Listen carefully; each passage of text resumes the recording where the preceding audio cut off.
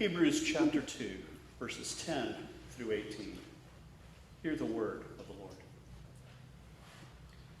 It was appropriate for him, through whom all things and for whom all things exist, that in leading many children unto glory, the originator of their redemption himself should be completed through suffering.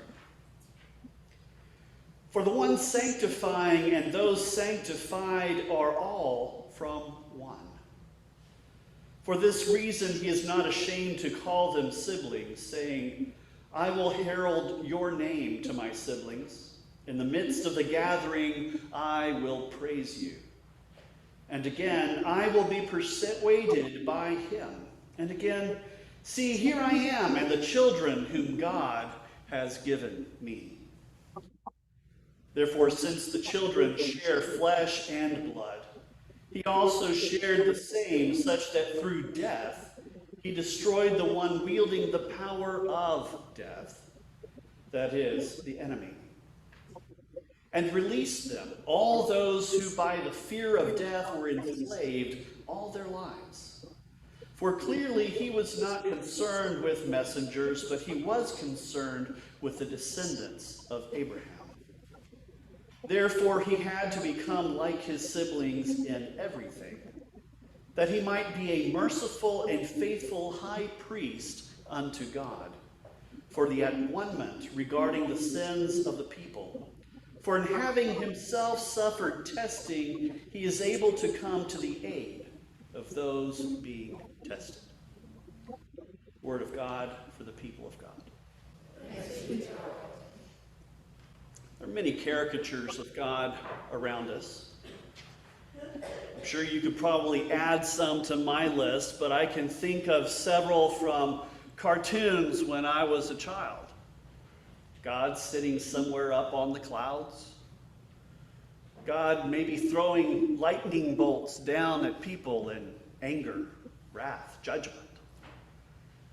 God having Peter standing there on the clouds at the pearly gates, checking off who and who could not enter. God somehow at war with Satan. Various different characters, various different ideas. I heard some of these from the cartoons. I heard others from evangelistic sermons. I heard them from all sorts of settings at school and church and radio and media. Competing, conflicting ideas of who God is. Most of them swirling around this notion of a judgmental, angry, wrathful being. Is it any wonder people are confused about what Christianity is? What the message that we have to share is all about?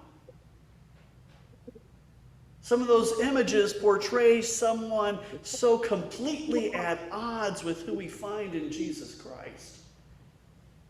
How could we ever hear the gospel in those images which are so prevalent in so many parts of this world around us? What should the church stand for? Who should we be? What should being the church look like? What does it mean to follow Christ in discipleship? What does it mean to belong to God, to being rescued from God, to be made whole? What's the point of all this? What is grace? Where does it fit into this picture? And what even does that word atonement mean? We don't know who wrote this epistle to Hebrews from which we read today's passage. We don't know who it was. We know that the author was steeped in Judaism and with a good understanding of Jewish modes of sacrifice and understanding how the high priest needed to offer some intercession to allow us to enter God's presence. The author of Hebrews walks us through some of this and then portrays Jesus as the high priest who has come now on our behalf.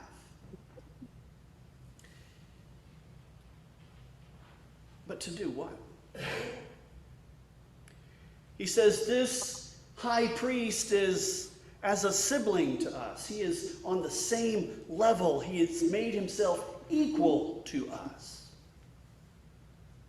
That in his sacrifice, in his intercession, in his offering of himself and pleading our cause to himself,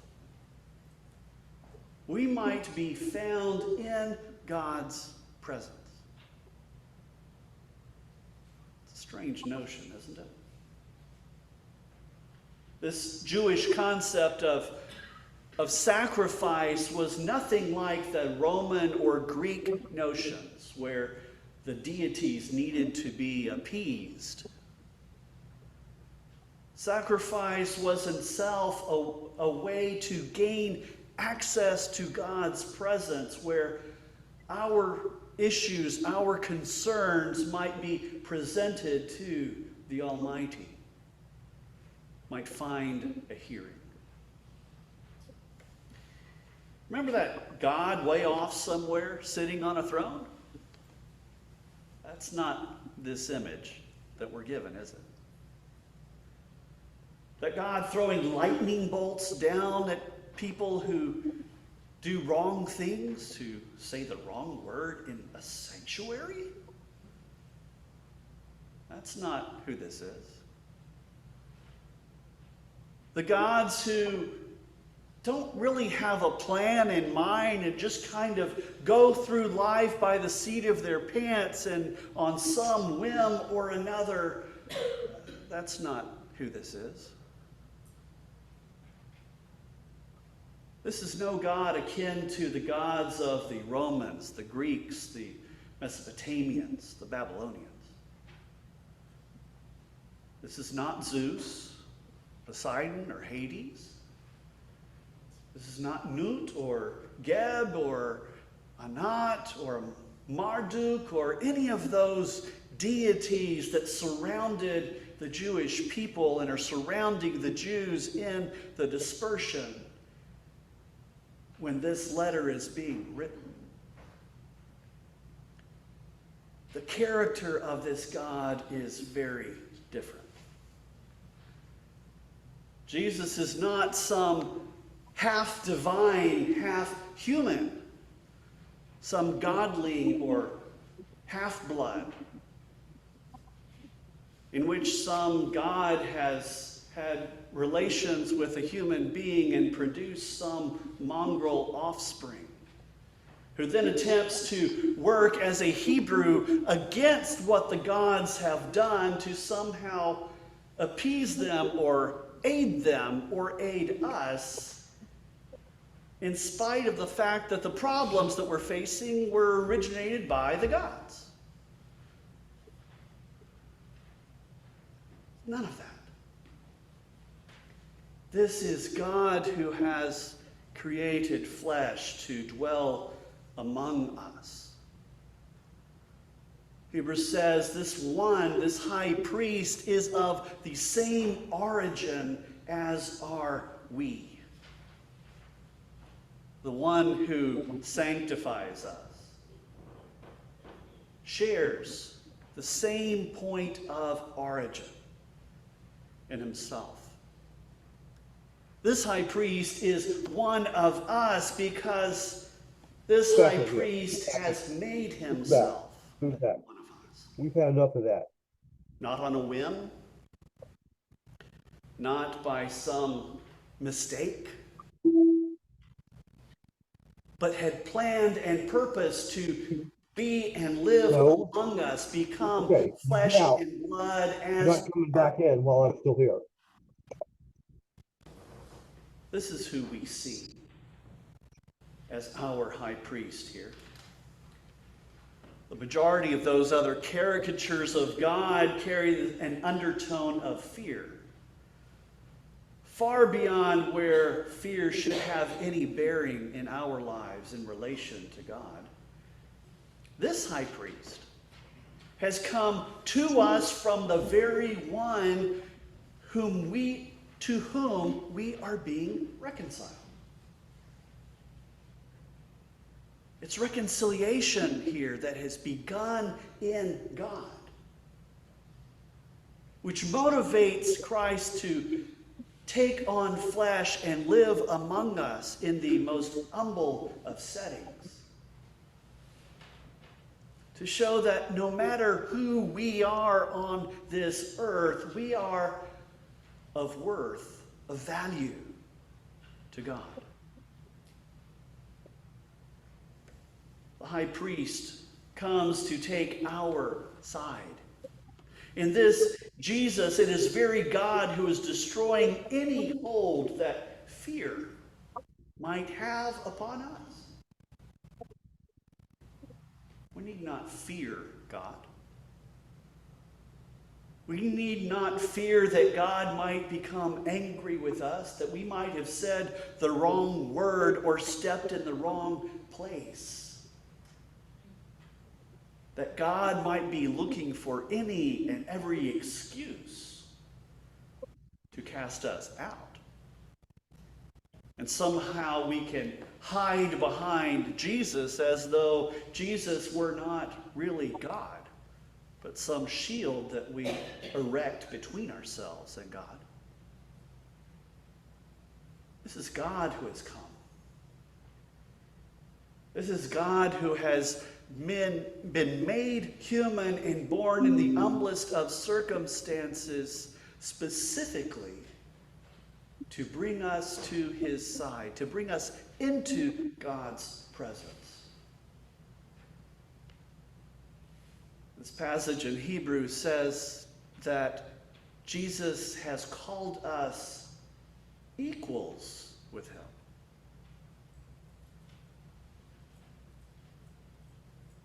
I have trouble with that. Do you? Am I God's equal? Well, not in the way I normally think of it, and yet God takes me as an equal to God in worth, in value. Not because of anything I am, but because of who God is. Indeed, this whole exercise of the incarnation is about our reconciliation, our at-one-ment.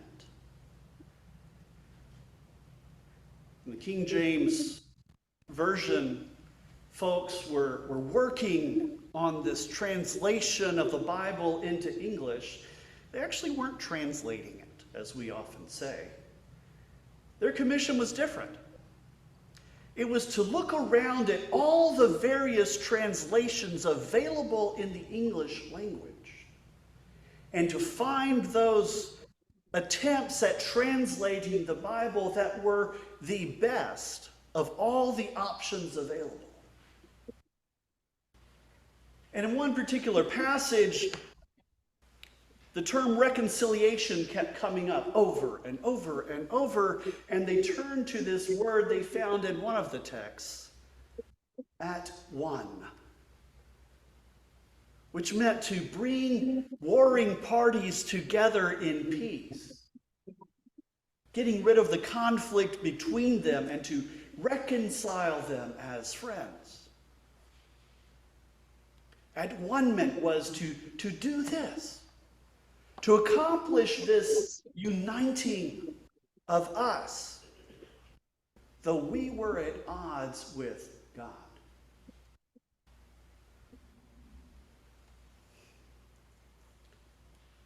The story of the incarnation does not begin with a baby born in comfort, in wealth, in the palace, who then has to figure out how to relate to humanity. It's not a prince and the pauper story. It's rather God being born as the common person, as one with no privilege, as one member of an oppressed people under the thumb of Rome, as one of the poor ones among those oppressed people. And in the stories of Christmas, we hear how those who should have been more worthy in our eyes of having God being born among them, how they make themselves at odds with God and God's purposes. Rather, this high priest has become one of the lowly, that we might grasp the depths to which love would take us, to reconcile one and all, despite our categories that might separate us from the worthy and the unworthy. But then he goes further. And he says that this high priest does his work through suffering. He says this at the beginning of the text, and then again toward the end of the passage he repeats it. That it is through this suffering identification with those of us in the greatest need that he takes our side, that he becomes one of us, that he allows us to understand the depths of God's grace and love and desire to make us one. His was no middle-class life of relative comfort. He lived the life of the family of a day laborer with no special skills. Tecton is how Luke describes Joseph. Just a day worker, doing whatever someone might hire him to do, hoping that he might be hired for the day and have enough with which to feed his family. Nothing special. No power, no authority, no standing. I've taken some excursions into the lives and communities of impoverished and struggling people around me. But that's all they've been, excursions. Yes, we entered homes of people who had to siphon electricity off the power grid to get around having a meter because they couldn't pay for electricity. Who, if there was any meat in the home, it was given to the husband only, and there wasn't enough to share to go around. We've walked through neighborhoods with people who had less, but they were excursions. I never actually became one of them. I'm not sure I would have had the guts to. Could I give up everything that I am and have to become one of those outcasts? One of those living in the woods around us because there's no other place for them to go? And yet that is the story of Christmas, this God made flesh to live among the lowest of us. That all might be reconciled to God, that all might understand God's love and grace for them. Those caricatures are grossly inadequate. They're two-dimensional portraits of very limited notions of God. They fail completely to address the character, the values, the purposes behind the Christmas story that we celebrate. They don't address the nitty-gritty of childbirth in unsanitary conditions, They don't address the struggle of a young family far from home.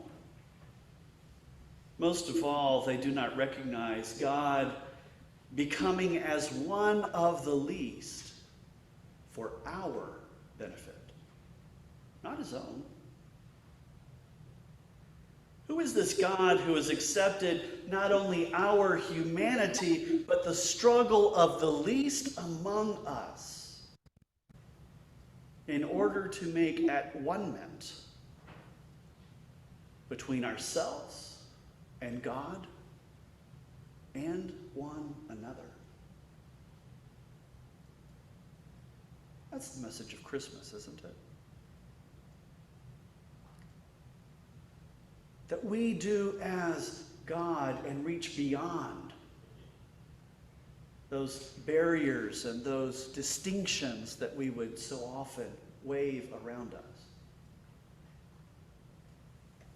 That we quit judging who is or is not worthy. Recognizing that in our unworthiness, Christ became as us, or if you would, less than us. In our eyes,